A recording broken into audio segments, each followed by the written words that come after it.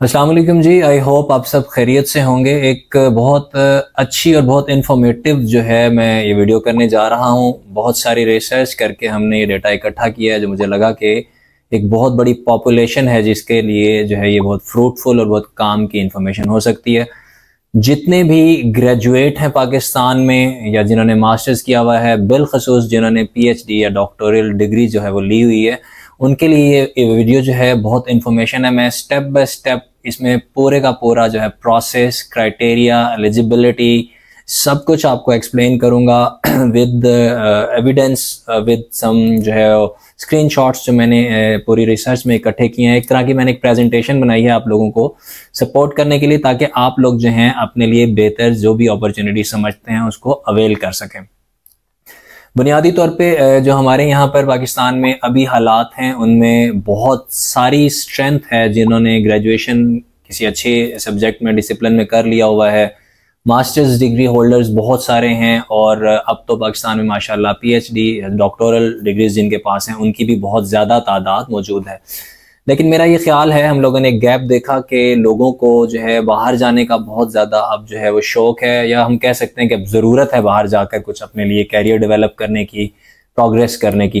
तो उन्हें जो है वो पता नहीं है कि हम कहाँ कहाँ जा सकते हैं, एलिजिबल कहाँ कहाँ के लिए। तो हम बेसिकली इस तरह के लोगों के लिए अपॉर्चुनिटीज़ पे रिसर्च करते रहते हैं। तो जहाँ हमें कोई इन्फॉर्मेशन ऐसी मिलती है जो आप अवेल कर सकते हैं, जिसमें आपका ख़र्चा नहीं होता है, जिसमें आपको बहुत ज़्यादा स्ट्रगल करने की ज़रूरत नहीं है, बस कुछ प्रोसेसेस हैं जिनमें अगर आप अप्लाई करके उन प्रोसेसेस को कंप्लीट कर लेते हैं तो आप एलिजिबल हो जाते हैं और स्ट्रेट ऑन आप जो है किसी अच्छी जगह पर अपने लिए रास्ता मंजिल ढूंढ सकते हैं। तो आज हम बात करेंगे यूके के ग्लोबल टैलेंट वीज़ा की। यूनाइटेड किंगडम जिसे हम ब्रिटेन भी कहते हैं, लंदन भी कहते हैं, बेसिकली इंग्लैंड जिसे हम कहते हैं, यहाँ पर आप जो है एक ग्लोबल टैलेंट वीज़ा लेकर परमानेंट वहाँ पर जा सकते हैं। अपने लिए वहाँ पे स्पेस, अपने लिए जगह, अपने लिए कैरियर वहाँ पर आप जाके बना सकते हैं। तो मेरा मुखातिब है इस वक्त तमाम ग्रेजुएट्स, खा वो किसी भी डिसिप्लिन से हैं, बिकॉज जो मैं अभी आपको चीज़ें एक्सप्लेन करूँगा उसमें आपको अपने लिए स्पेसिफिक इन्फॉर्मेशन बिल्कुल मिल जाएगी। तमाम ग्रेजुएट्स, तमाम मास्टर्स डिग्री होल्डर्स और जो डॉक्टर्स हैं जिन्होंने पीएचडी की हुई है, या इवन अगर उन्होंने मेडिकल में एमबीबीएस फिजिशियन की डिग्री ली हुई है, मेडिसिन में उन्होंने फार्मास्यूटिकल्स की कोई डिग्रीज ली हुई हैं, तमाम वो लोग जिन्होंने किसी भी किस्म का ग्रेजुएशन या उससे हायर एजुकेशन ली हुई है, they are eligible for this global talent visa जो कि यूके आपको ऑफर करता है। अब इसके बारे में मैं आपको थोड़ा सा बता देता हूँ कि ये वीज़ा क्या है और इसमें क्या खासियत है और आप क्यों इसको अवेल कर सकते हैं या क्यों करना चाहिए। ये वीज़ा जो है इनिशियली आपको 5 साल का यूके में स्टे प्रोवाइड करता है, अलाउ करता है। लीगली वहाँ पर जाकर आप रह सकते हैं और अपना कैरियर, अपनी लाइफ सेटल कर सकते हैं। इसमें जो है आपके पास डिफरेंट ऑप्शंस होती हैं। वहाँ पे आप जॉब कर सकते हैं, इसके बाद आप वहाँ पे अपना सेल्फ एम्प्लॉयमेंट कर सकते हैं। आप वहाँ पर किसी कंपनी में जो है बतौर डायरेक्टर पार्टनरशिप पे जा सकते हैं। आई मीन आपके पास 3 ऑप्शंस हैं, आप जॉब करें, आप सेल्फ बिजनेस पे जाएं, आप किसी कंपनी में पार्टनरशिप पे चले जाते हैं। फ्लेक्सिबल है जी ये, इसमें आप जिस भी कैटेगरी में वहाँ जाते हैं, काम करते हैं, उसमें आपको अगर लगता है कि आपको अब बदल लेनी चाहिए अपनी लाइन ऑफ बिजनेस या जॉब या जो भी है, तो आपको किसी से भी वहाँ पर जाके किसी लीगल प्रोसेस से गुजरे बगैर आप अपने बिजनेस, जॉब या जो डायरेक्टर पार्टनरशिप है आप उसको चेंज कर सकते हैं, स्विच कर सकते हैं। उसके बाद जनाब ये वीज़ा आपको अलाउ करता है कि आप अपनी फैमिली को, जो आपके डिपेंडेंट्स हैं, जिनमें आपकी जो है स्पाउस, आपके बच्चे जो हैं वो अलाउड होते हैं, आप डे 1 से अपने साथ लेकर जा सकते हैं। इसमें जो है आप बिल्कुल, आपके लिए कोई बाउंडेशन नहीं होती कि आपको यूके में ही स्टे करना है और इतना टाइम स्टे करना है। You can travel anywhere abroad and you can stay in to the UK for the whole time of period जो आपको वहाँ पे वीज़ा अलाउ करता है। मोर ओवर इसमें जो है किसी किस्म की कोई लैंग्वेज, कोई सैलरी रिक्वायरमेंट, कोई किसी किस्म की बैंक स्टेटमेंट, किसी चीज़ की ज़रूरत नहीं है। ये वाहिद एक अपॉर्चुनिटी है उन तमाम पढ़े लिखे लोगों के लिए जो डायरेक्टली अप्लाई कर सकते हैं। आप खुद से भी कर सकते हैं, आप हमसे भी हेल्प ले सकते हैं, हम आपको बिल्कुल इसमें गाइड भी करेंगे, हेल्प भी करेंगे और आप जो है इस वीज़ा को अचीव करके वहाँ पर पहुँच सकते हैं और अपनी लाइफ सेट कर सकते हैं। अब हम डिस्कस कर लेते हैं कि इसमें वहाँ जाने के लिए क्या क्या तरीके पॉसिबल हैं। हमारे पास ऑप्शंस होती हैं यहाँ पर जाने के लिए 2, कौन कौन से लोग एलिजिबल हैं या कैसे आप लोग अपने आप को असेस कर सकते हैं कि आप जा सकते हैं या नहीं।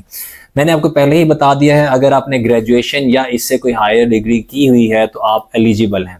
लेकिन यहाँ पर आपके पास दो ऑप्शंस होती हैं। एक ये होती है कि आपने कुछ ऑर्गेनाइजेशंस हैं यूनाइटेड किंगडम में जो कि अवार्ड्स अनाउंस करती हैं, जिनके लिस्ट पर आपका नाम आ जाता है, अगर जो कि आपकी किसी अचीवमेंट की वजह से, किसी जो है अवार्ड की वजह से या किसी सक्सेसफुल इनोवेशन की वजह से आप अगर उनके अवार्ड लिस्ट पर अगर आप लिस्ट अप हो जाते हैं तो you can directly go and apply for this visa. आपको जो है मैं थोड़ा सा बता देता हूँ कि कौन कौन से अवार्ड्स हैं जिनमें अगर आपका नाम ऑलरेडी आ चुका है या जिनमें आप शामिल हो सकते हैं अपनी किसी रिसर्च या एजुकेशनल अचीवमेंट की वजह से, तो आप इस वीज़ा को अप्लाई कर सकते हैं। मैं आपको बता देता हूँ, इसमें ग्लोबल टैलेंट आर्किटेक्चर प्राइजेस है, एक अवार्ड है जिसको हम कहते हैं आर्ट्स एंड कल्चर प्राइजेस। उसके बाद डिजिटल टेक्नोलॉजी प्राइजेस हैं, फैशन डिज़ाइन इंडस्ट्री प्राइजेस हैं, फिल्म एंड टेलीविजन प्राइजेस हैं, science engineering humanities social sciences and medicine prizes हैं। तो मेरा ख्याल है कि ये तमाम डिसिप्लिन्स ऑफ एजुकेशन को ये अवार्ड्स कवर करते हैं। अगर आपने इनमें से जो भी आपका डिसिप्लिन है, आपने अपनी किसी अचीवमेंट या किसी रिसर्च की वजह से कोई अवार्ड हासिल किया है, आप इन लिस्ट्स में से किसी में आपका नाम अगर ऑलरेडी शामिल है, तो you can simply go and apply for global talent visa and get this visa. आप डायरेक्टली वहाँ जा सकते हैं। इसमें कोई भी किसी भी किस्म की कोई कॉम्प्लेक्स प्रोसेसिंग नहीं है।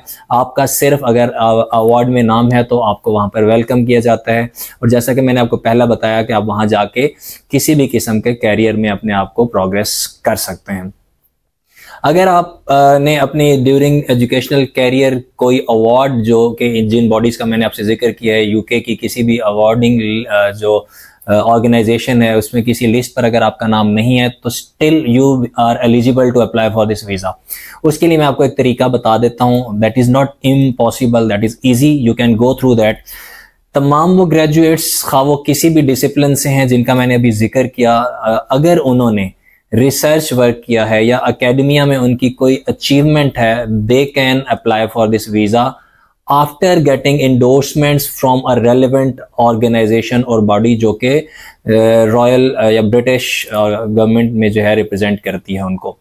इसमें मैं आपको बता देता हूँ कि उन्होंने बेसिकली 3 जो हैं वो मेजर डिविजन्स कर दी हैं, जिसमें सारे एजुकेशनल डिसिप्लिन्स जो हैं वो एकेडमिया के कहीं ना कहीं कवर हो जाते हैं। तो you can find your path, your career of discipline in any of these 3 opportunities, जहाँ से आप अपना जो एजुकेशनल या अचीवमेंट या कोई रिसर्च है उसको इंडोर्स करवाते हैं। द मोमेंट आप एक रेलेवेंट बॉडी से अपनी अचीवमेंट या अपनी रिसर्च को इंडोर्स करवाते हैं, उस इंडोर्समेंट की बुनियाद पे अगेन आप एलिजिबल हो जाते हैं इसी ग्लोबल टैलेंट वीज़ा को अप्लाई करने के लिए।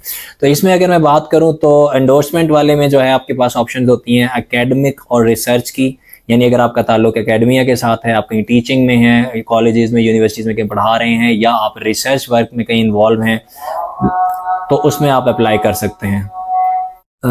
तो जिस वक्त आप जो है रेलेवेंट बॉडी से अपनी इंडोर्समेंट करवा लेते हैं तो आप एलिजिबल हो जाते हैं अप्लाई करने के लिए ग्लोबल टैलेंट वीज़ा।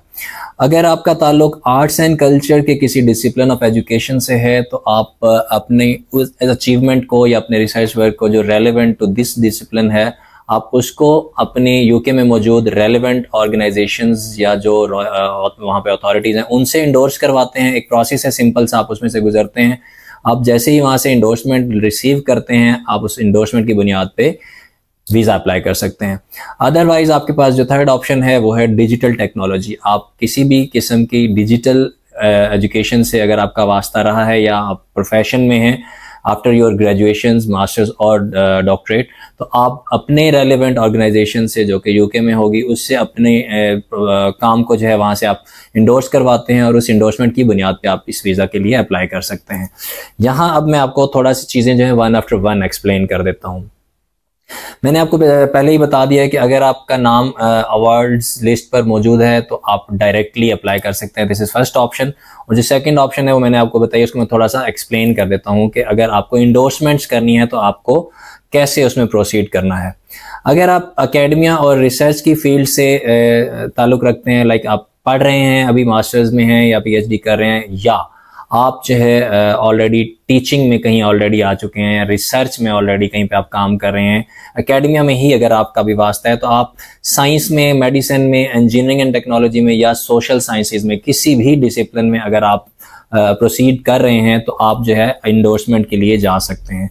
उसमें जो है एकेडमिया रिसर्च से अगर आपका वास्ता है तो आपके पास जो है डिफरेंट ऑर्गेनाइजेशन है जहाँ से आपको अपना अप्रूवल लेना है। फॉर एग्जांपल आपके पास क्या ऑप्शंस हो सकती हैं, आप जो हैं जॉब ऑफर अगर कहीं से ले सकते हैं यूके की किसी भी ऑर्गेनाइजेशन किसी भी कंपनी से, तो उसमें आप जो है उस जॉब ऑफर की बुनियाद पर ये वीज़ा अप्लाई कर सकते हैं, जिसमें आपको रॉयल सोसाइटी से अगर जॉब ऑफर हो जाती है या आपको royal academy of engineering and British academy से अगर आपको जॉब ऑफर हो जाती है तो आप इस वीज़ा के लिए अप्लाई कर सकते हैं।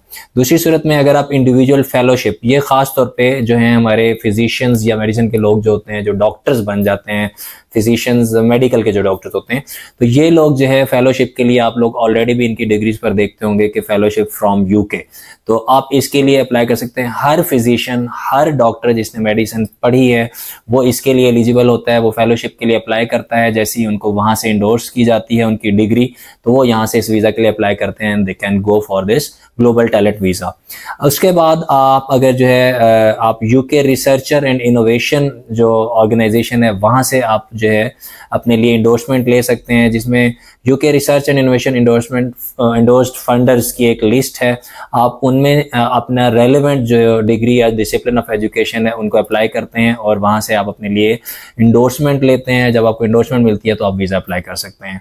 और उसके बाद आखिर में आ जाता है कि अगर इन तीनों ऑप्शंस में आप कहीं पे आपने अपने लिए कुछ फिट इन नहीं होते, लेकिन स्टिल आपको लगता है कि आप जो हैं एक रिव्यू में जाना चाहते हैं, आपको लगता है आप एलिजिबल हैं, तो फिर एक आखिरी चीज़ है जिसको हम कहते हैं पीयर रिव्यू। आप जो है royal society for science and medicine, British academy for humanities and social sciences, royal academy of engineering for engineering and technology, यकीनन आपकी जो भी एजुकेशन है वो इन्हीं में से किसी डिसिप्लिन में फॉल करती है, तो आप इन ऑर्गेनाइजेशन से अपनी रिसर्च, अपना जो भी वर्क आप कर रहे हैं, जो भी आप जॉब कर रहे हैं, जो भी प्रोफेशन में आप हैं बट रेलेवेंट हैं और ग्रेजुएट या हायर डिग्रीज आपके पास हैं, तो आप इनमें से किसी ऑर्गेनाइजेशन को आप इंडोर्समेंट के लिए अप्लाई करते हैं। ये आखिरी जगह होती है जहाँ पे आप अप्लाई करते हैं, तो यहाँ से आप अपनी एप्लीकेशन को बाद में उनके साथ इंटरव्यू में जाते हैं और डिफेंड करते हैं अपनी एप्लीकेशन को, और यहाँ से आप अपने लिए अप्रूवल या इंडोर्समेंट लेते हैं। तो जब आप इंडोर्समेंट इन सारी ऑप्शंस में से कहीं से भी ले लेते हैं तो you simply go and apply for global talent visa, जो आपको मैंने बता दिया है ऊपर सारा के 5 साल तक आपको किन किन सहूलतों के साथ मिल सकता है। यहाँ पर मैं थोड़ा सा आपके लिए आर्ट एंड कल्चर को एक्सप्लेन कर देता हूँ। आर्ट एंड कल्चर में combined arts, dance, literature, music, theatre और विजुअल आर्ट्स वाले जो लोग हैं वो कर सकते हैं अप्लाई। आर्किटेक्चर वाले कर सकते हैं, fashion design, film and television including animations और पोस्ट वाले जो लोग हैं, ये सारे लोग एलिजिबल हैं। अब मैं इसके हवाले से आपको बताता हूँ, जो लोग हमारे आर्किटेक्चर या आर्ट्स एंड डिज़ाइन से पढ़ रहे होते हैं, एनसीए की मैं अगर बात कर लूँ, या जो काउंसिल ऑफ आर्ट्स में जो लोग परफॉर्म कर रहे हैं, काम कर रहे हैं और उनके पास रेलेवेंट डिग्रीज भी हैं, तो वो जो हैं इन ऑर्गेनाइजेशन से अपनी जो डिग्री या जो उनका प्रोफेशन है उसको इंडोर्स करवा के इस वीज़ा के लिए अप्लाई कर सकते हैं। आई एम श्योर कि पाकिस्तान से मैं कम अज़ कम नहीं ढूंढ सका ऐसे लोगों के जिन्होंने इस फील्ड में जो है रहते हुए अप्लाई किया हो इंडोर्समेंट के लिए और ग्लोबल टैलेंट वीज़ा अवेल किया हो। ये एक बड़ी सहूलत है और ये कोई बहुत नामुमकिन या मुश्किल चीज़ नहीं है। इसमें मैंने आपको बताया है कि बैंक स्टेटमेंट नहीं चाहिए, आपकी कोई बहुत ज़्यादा जो है प्रोफेशनल अचीवमेंट्स नहीं चाहिए, लेकिन आपकी डिग्रीज और हायर डिग्रीज हैं और उनमें आपने कुछ अच्छा परफॉर्म किया हुआ है, तो आप इसके लिए बिल्कुल अप्लाई कर सकते हैं। और ये नामुमकिन नहीं है, दुनिया के बहुत सारे ममालिक से लोग यूके में ग्लोबल टैलेंट वीज़ा पे इन्हीं चीज़ों में जाकर वहाँ पे अपने लिए कैरियर सेट करते हैं। मैं बात करता हूँ, इसी को थोड़ा सा आगे एक्सप्लेन करता हूँ। Combine arts and dance, literature, music, theatre arts वाले जो हैं वो आर्ट्स काउंसिल इंग्लैंड से जो है अपनी इंडोर्समेंट ले सकते हैं। आर्किटेक्चर वाले जो लोग हैं वो royal institute of British architect से अपनी इंडोर्समेंट्स ले सकते हैं। फैशन डिज़ाइन वाले जो हैं उनके लिए भी एक ऑर्गेनाइजेशन है। फिल्म एंड टेलीविजन के लिए भी आपको एक ऑर्गेनाइजेशन रॉयल ब्रिटिश जो है वो मिल जाएगी, जहाँ से आप अपने लिए इंडोर्समेंट लेटर ले सकते हैं। आर्ट्स एंड कल्चर के बाद जो है सेकंड फील्ड आ जाती है डिजिटल टेक्नोलॉजी में। इसमें फाइनेंशियल टेक्नोलॉजी वाले, फिनटेक के लोग, गेमिंग वाले, cyber security, artificial intelligence, production and visual effects, अलगर्ज जितने भी लोगों का आईटी या सॉफ्टवेयर से ताल्लुक है वो सारे के सारे जो है वो डिजिटल टेक्नोलॉजी वाली ऑप्शन पे जा सकते हैं। वो किस तरह जा सकते हैं जी? उनको ज़रूरत है कि वो एप्लीकेंट्स के तौर पे technical and business skills digital technology sector में अप्लाई कर सकते हैं। Technical skills for example software engineering, AI और साइबर सिक्योरिटी में है, या बिजनेस स्किल जिसमें product management, fintech, scaling, startups वगैरह के ऑप्शंस मौजूद हैं। आप यहाँ से अपने लिए इंडोर्समेंट ले सकते हैं।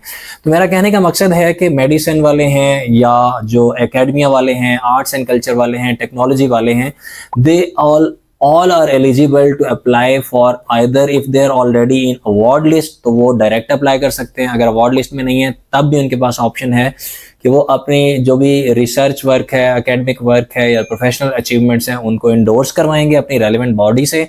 जैसे ही उन्हें इंडोर्समेंट मिलती है वो वीज़ा के लिए अप्लाई करते हैं और इसकी वीज़ा रेशो 100% है। आपके पास अवार्ड लिस्ट पर नाम है या अगर आप जो है इंडोर्समेंट करवा लेते हैं तो आप 100% ये वीज़ा अवेल कर सकते हैं।